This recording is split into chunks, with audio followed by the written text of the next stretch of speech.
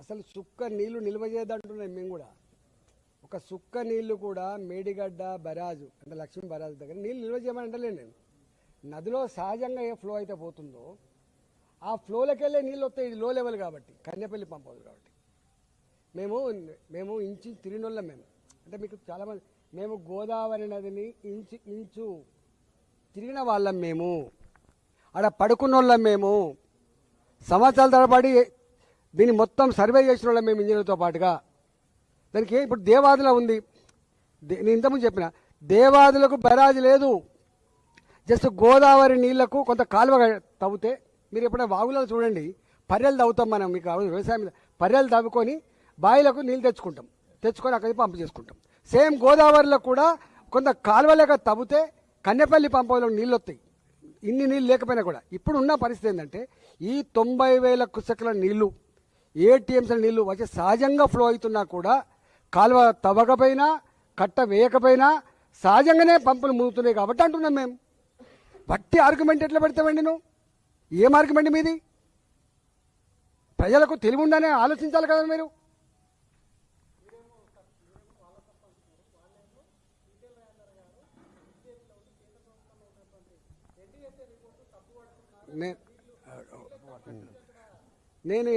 నేను ఎన్డీఏ ఒక్క నిమిషం ఉండండి. మోటార్లు ఖరాబ్ అయితే రిపేర్ చేయి. NDSA ఏం చెప్పిందో నేను దాన్ని కాంట్రాక్ట్ చేస్తలేను. NDSA ఏం చెప్పిందో నేను కాంట్రాక్ట్ చేస్తలేను. మా బీజేపీ ఫిలాసఫీ నేను ఫస్ట్ సెంటెన్స్లో చెప్పిన, మీకు అర్థం కావాలి. అందుకే మీరు తప్పుడు వార్తలు వేసి మీ దేన్ని దానికోసం అర్థం కాకండి. భారతీయ జనతా పార్టీ మొట్టమొదటి ఫిలాసఫీ దేశం ఫస్ట్, నెక్స్ట్ పార్టీ, తర్వాత వ్యక్తి. నేను తెలంగాణ మట్టి బిడ్డను కాబట్టి ఫస్ట్ నాకు తెలంగాణ, తర్వాత నా పార్టీ, తర్వాత నేను. దీనికి ఏమైనా అనుమానం ఉంటే చెప్పు.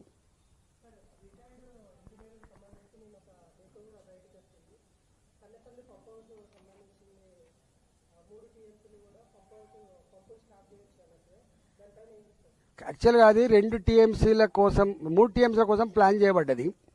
మోటార్లు మాత్రం 2 TMCల కోసం పెట్టిండ్రు. సివిల్ కన్స్ట్రక్షన్ 3 TMCల కోసం పెట్టిండ్రు. మీకు మళ్ళీ ఒకసారి అర్థం కావాలి. మొత్తం 3 TMCలు లిఫ్ట్ చేయాలి అనేది అప్పటి నిర్ణయం.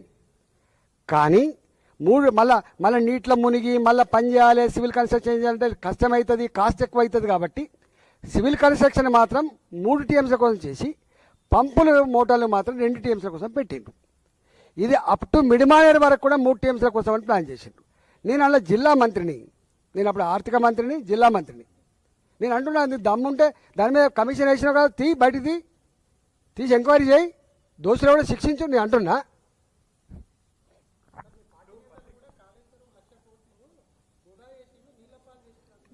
నేను దాని గురించి నేను 1,00,000 కోట్లు వృధా చేసిన గురించి నేను ఒకటే చెప్తున్నా. దాంట్లో ఎంత కరప్షన్ అయిందో లెక్కతి, ఎవడో బాధ్యత లెక్కతి, అరెస్ట్ చేయి, పనిష్మెంట్ ఇవ్వు. నేను దాని గురించి మాట్లాడుతాను కదా. ఇప్పుడు ఉన్నది కదా, నీకు ఇష్టం ఉన్నా లేకపోయినా.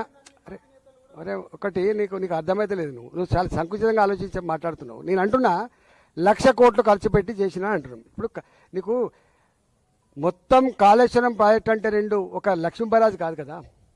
లక్ష్మీ బరాజ్ ఉన్నది,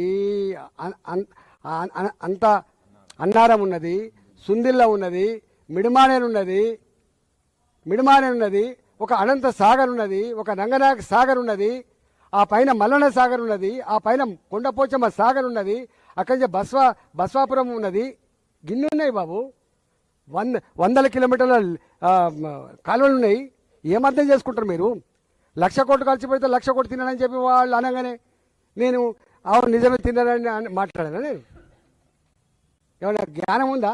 1,00,000 కోట్లు ఇప్పుడు రేపు నువ్వు మూసి ఎత్తున్నావు, 1,00,000 కోట్లకు ఎస్టిమేట్ ఎత్తాడు. 1,00,000 కోట్లు తిన్నానని చెప్పి ఆరోపణ చేస్తే 1,00,000 కోట్లు తిన్నట్ట? ఎంత బ్యాడ్ అండి ఇది. ఇంత నీచంగా ఉంటారా?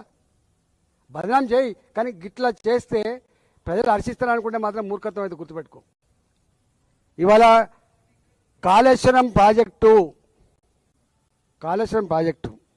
కొన్ని 100 TMCల రిజర్వాయర్లు, కొన్ని 100 కిలోమీటర్ల పైప్ లైన్లు, కొన్ని 100 కిలోమీటర్ల కాలువలు, 10ల సంఖ్యలో టన్నల్స్, మోటార్లు, పంపులు, కొన్ని పెద్ద పెద్ద టవర్లు, ఎలక్ట్రిసిటీ టవర్లు, పెద్ద పెద్ద లైన్లు అనేకం ఉన్నాయి కదా.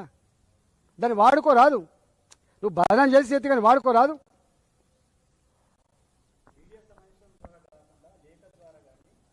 ఇప్పుడు వాళ్ళ ఇంటెలిజెన్స్ వాళ్ళు ఇక్కడ ఉండరా? వాళ్ళ ఇంటెలిజెన్స్ వాళ్ళు ఇక్కడ ఉండరు. పాయింట్ బై పాయింట్ ప్రతి వర్డ్ తీసుకుపోయి ముఖ్యమంత్రి చెప్తారు వీళ్ళు. ముఖ్యమంత్రి చెప్తారు వీళ్ళు. నేను మాట్లాడుతున్న రికార్డే కదా ఇవాళ. నేను మాట్లాడలేని తప్పించుకుంటాడు కదా. నేను మాట్లాడుతూనే ఉన్నా బాగా చెప్తా ఇక్కడ కూర్చొని. వాళ్ళకు భయం. అరే మాకేం భయమే? మేము బాగా చెప్తా ఉన్నాం. మేము బేజప్తో పనిచేస్తున్నాం కాదు కదా, బాగా చెప్తా ఉన్నాం. నేను మొదలే చెప్తున్నాను. నా పార్టీ కూడా రేపు రైతుల పంటలు ఎండిపోవాలని కోరుకుంటుందా? నా పార్టీ హైదరాబాద్ ప్రజానికాన్ని డ్రింకింగ్ వాటర్ రావద్దని కోరుకుంటుందా? నా పార్టీ క్రియేట్ చేయబడ్డ ఇన్ఫ్రాస్ట్రక్చర్ మట్ట కలిసి వాళ్ళని కోరుకుంటుందా? నా పార్టీ కూడా కోరుకుంటుంది. దీన్ని ఏమైనా వాడుకోనిరా అంటది. దానికోసం పైసలు ఇస్తుంది. ఇవన్నీ పైసలు కేంద్ర ప్రభుత్వం ద్వారా అనేక సంస్థల ద్వారా వచ్చినాయి కదా, పిఎఫ్సి ద్వారా వచ్చినాయి. అన్ని మొత్తం డబ్బులు అక్కడి నుంచి వచ్చినాయి కదా. డబ్బులు ప్రజలే కదా.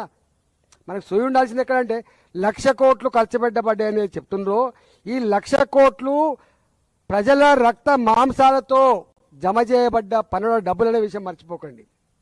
కేంద్రం పైసలు ఖర్చు పెట్టినా, రాష్ట్ర ప్రభుత్వాలు పైసలు ఖర్చు పెట్టినా ప్రజల పైసలు ఇవి. గా సోయి ఉండాలి. ప్రభుత్వాలకు బాధ్యత ఉంటుంది. నువ్వేంటిది? నువ్వు ప్రభుత్వం అంటే ప్రజల పైసలకు, ప్రజల ఆస్తులకు కాపాడదాను అనే విషయం మనం ఎట్లా మర్చిపోతాను?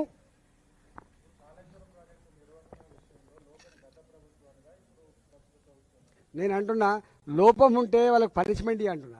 ఆ ఇంజనీర్లను తీసుకుపోయి జైల్లో పెట్టు, ఆ పాలకులను తీసుకుపోయి జైల్లో పెట్టు, దాన్ని రికవరీ చేయించు. మేము అంటున్నామా? మేము అంటలేం కదా. ఇది గొప్పగా చేసిండ్రు, కాంట్రాక్టులు శుద్ధపూసలు, లేకపోతే ఇంజనీర్లు శుద్ధపూసలు, పాలకులు శుద్ధపూసలు మాట్లాడుతున్నాను. నేను మాట్లాడుతున్నది, నేనేం మాట్లాడదు కానీ నీళ్లు పోతున్నాయి ఆ కళ్ళ ముందు. దుఃఖం వస్తుంది. 1,00,000 కుసకులు పోతున్నాయి. తీసుకురా అంటున్నాం. తీసుకురావడానికి అడ్డంకులు లేక చెప్పమంటున్నాం. గిది అడుగుతుంటే మీరు ఇవన్నీ ఎందుకు వస్తాయి సబ్జెక్టు? అవన్నీ అయిపోయాయి. కమిషన్ రిపోర్ట్ తీసుకుపోయి ఆడ పడేసే ఏదో ఈడీకి ఇచ్చిరి, దేవరికో ఇచ్చిరి.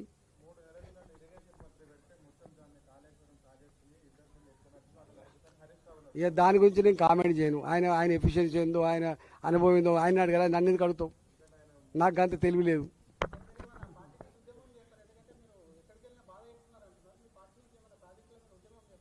అన్ని ప్రజా సమస్యల మీద నిత్యం ప్రజలలో ఉంటూ నేను కొట్లాడటం కూడా నేనే. గుర్తుపెట్టుకో.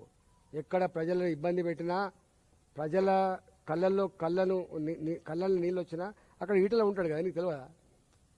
అవగాహన ఉండాలి. నువ్వు ఏ ఛానల్ కోసం పనిచేస్తున్నావో, దేనికోసం పనిచేస్తావో పక్క పెట్టి. కానీ మన మిత్రులం కదా. ఫస్ట్ ఆలోచన. రాజేంద్రన్న ఏం కొట్లాడతాడు? రాజేంద్రన్న